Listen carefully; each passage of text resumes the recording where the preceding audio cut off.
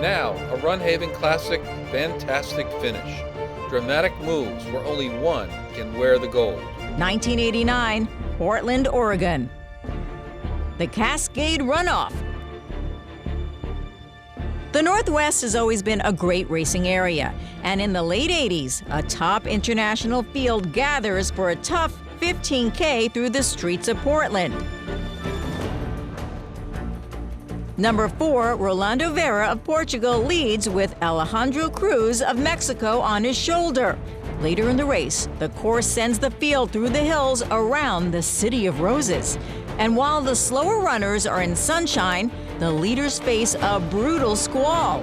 On the far side, Steve Spence of the United States. Here's Alberto Salazar and Tony Revis with the race call.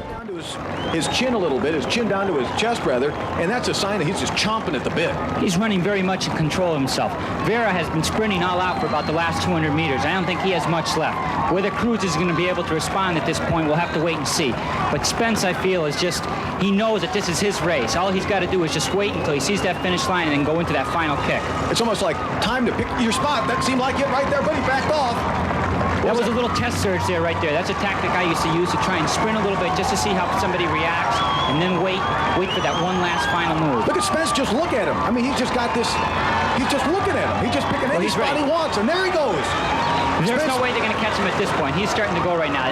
This is when you have a sub-4-minute miler running against a marathon runner.